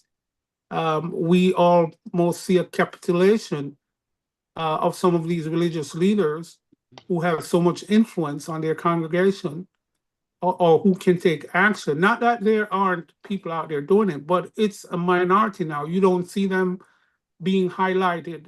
You don't see the new leaders of race-based organizations who are being highlighted, who are putting out more than just what the problem is. We need solutions, and we need big solutions. We need a master plan to be put in place to tell people this is how you use what's in your toolbox to resist against the system, whether it's, as Mr. Curry spoke so eloquently about, whether it's going out to vote, whether it's getting people to vote, letting them know that elections matter, because if anybody can see a more perfect example of how elections matter, it matters not only in the United States, but wherever you are. So it's up to you as an individual to explore what's in your toolbox. What can you engage to affect the system positively and not be complacent? A lot of people are talking about being tired, being fed up, but that's part of their plan to get you to that state where you are not participating even on the lowest level. The whole idea of wiping away your racial identity by no longer having access to the history within the school system is very prevalent, especially here where I'm local in Florida. But who's going to take up that slack? Is it going to be in the home? Is it going to be in the churches? Somebody has to make sure that the history is still being taught. And so, you know, as the great Marcus Garvey said, if you don't know your history, that's going to be your defeat. So they have a plan, and the plan is fully in place and being executed right now. The question is, what can we do, forming our own master plan, how we're going to resist against the system to defeat it in the end? Because, as they say, time moves on and these things keep recurring. And how do we plan for the future? Because it's not going to go away overnight. The chaos that's been caused in this generation by these people is going to last a long time. But we have to look back on the shoulders upon which we stand. How did our forefathers resist to get us to the point where we actually felt that we were moving ahead, only now to be in a situation where people sat and they studied and said, how can we defeat this progress? And they're actually doing that right now.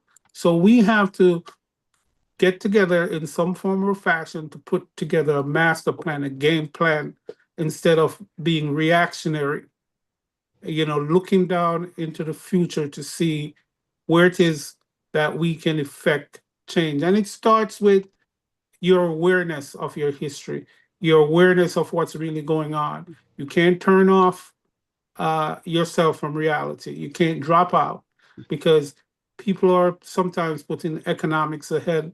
They're saying, I don't want to be a martyr. I'm okay.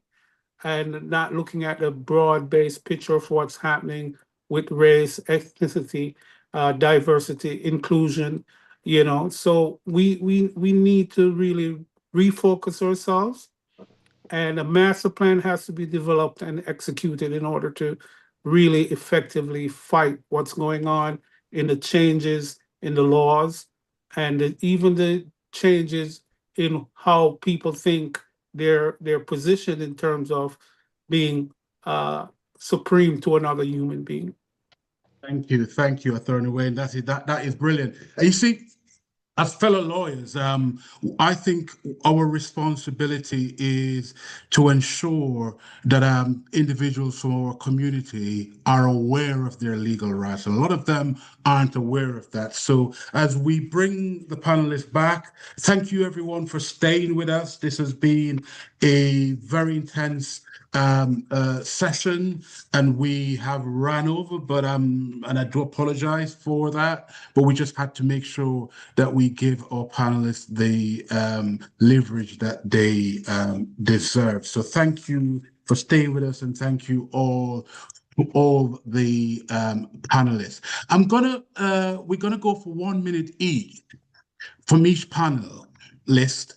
If you could leave our global audience with one practical action they can take in the next 12 months to help build a more just and inclusive society, what would it be? And I will go in reverse order. Wayne, let's start with you. One thing that you think we should do. Educate not only ourselves but those around us, because the historical perspective will show you that it is not all lost. The fight has been there for decades, for generations upon generations, but there have been successes that have brought us to a point where people are trying to retrench us back to the old days. But you need to educate yourself and educate those around you, especially your children. Thank you very much, and not leave education only to what's available on social media is what I would add to that. Let's move to you, Reverend Laws. What would you say is that one thing that you'd want the global audience to go away with from your perspective to them?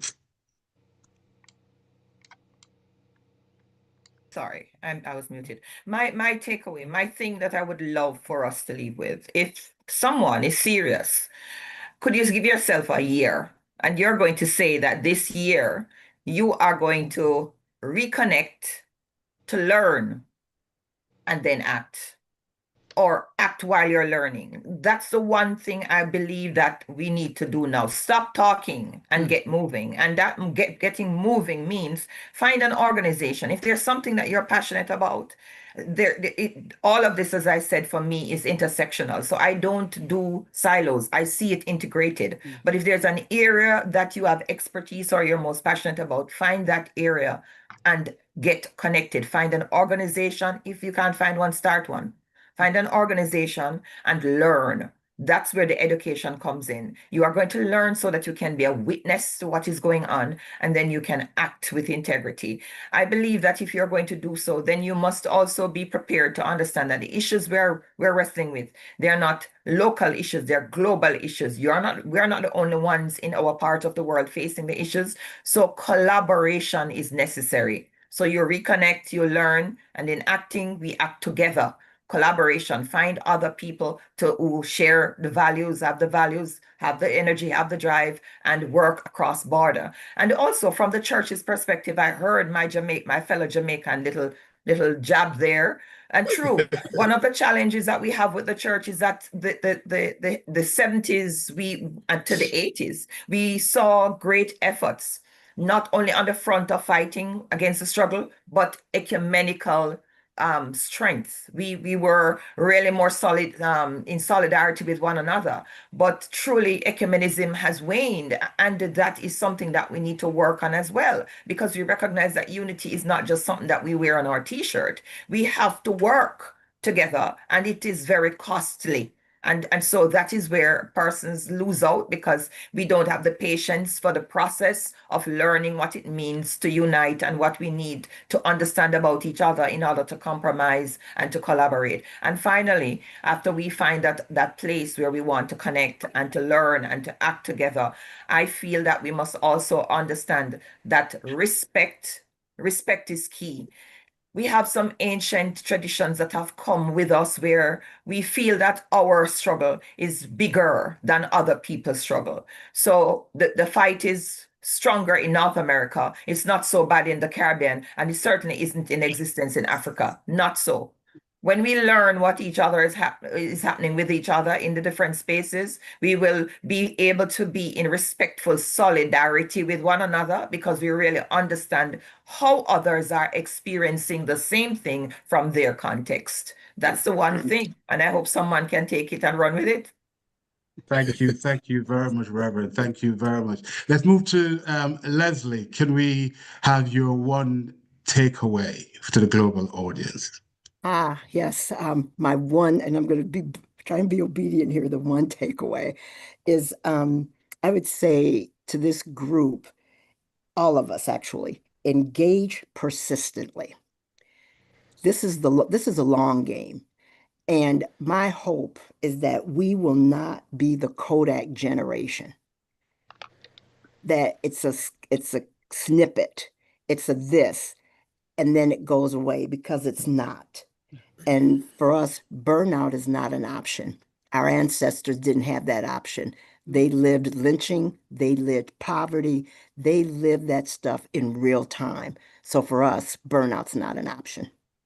That is not an option. Thank you very, very much. Prof. Garth, rather than just asking you to give me one takeaway, the UK audience have been sending specific questions which I know are targeted at you. So I will give you a background. The NHS is one of the biggest employers in the UK for Black people in particular, and loads of research have come out about Black people being discriminated within the health service, and also not necessarily going beyond, band 5 and all of that stuff. There is a question around an individual who alleges that there have been some mistreatment or racist treatment within her work as a radiologist within the NHS. Can you frame that in your answer as to what would be your takeaway that you would give to the global audience, particularly to the UK audience, around staying in the game and fighting the racial prejudices which we face daily? Big challenge. Let me see.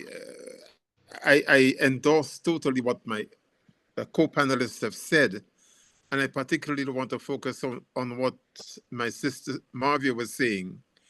I believe that we need to reconnect with our belief in the power of collective action to bring about change. In this age of neoliberalism, we are being invited to join what I call the cult of individualism. I, me, myself, the best thing for me and my family, the best thing for me and my children, which makes us collude with oppressive practices and oppressive systems that oppress and deny opportunity to others. So, and that happens at a whole number of levels. We need to abandon individualism and believe in the capacity of collective action to bring about change. And I would say that in relation, I think I know who the radiographer is that you're talking about. I would say to my sister that in the NHS particularly, and working with other groups, networks of Black employees around the place, we can demonstrate our power. At the moment, it's diffuse, it's dissipated, it's insular, it's separatist, and that gets us nowhere. Because given the fact that in practically every discipline, every profession you might want to mention, where there are more than 5 Black people gathered, there is a Black staff network or a Black members group or whatever else it is. You would have thought that the collective of all of those would be able to demonstrate some strategic reach into decision making and into the systems that we inhabit in our workplaces. It doesn't happen because it remains atomized. And therefore, our power to demonstrate our ability to challenge, to bring about change, and to make demands and get responses is simply too diffuse. So what I would say is, yes, let's concentrate on what's happening within the NHS. And even within that, one needs collectivization. doctors, Thank you. nurses, Thank you. everybody. Thank you. We're going to bring it to a close, and I've sent a message to the individual. It's an area that I specialize in, so if you really want, you can contact me, and I could be able to do some legal work with you and that. So, but I just wanted to make sure that no one feels that they are not being heard and listened to in the chat. So, thank you very much, panelists, for and stay your put, everybody. absolute. I want our panelists and Garth to stay put. I'm going to take a quick screenshot of you. Look right into your camera, and then I'm going to join you and take another shot. This is 3, 2, 1 for our wonderful panelists. And one more picture. 3, 2, 1. Oh, we've got lots of emojis coming, so I'm going to wait for them to disappear. Here we are. 3, 2, 1. Hold on. I'm going to join you and say goodbye properly to all of you. This has been a wonderful session. Thank you, everyone, for your patience, for the fact that we ran a little overtime today, but hopefully you'll understand why this is such a deep topic of discussion. I'm going to now take a picture with you. So again, 3, 2, 1. Hold on one second. Here we are, 3, 2, 1, and one more, 3, 2, 1, and one more, 3, 2, 1.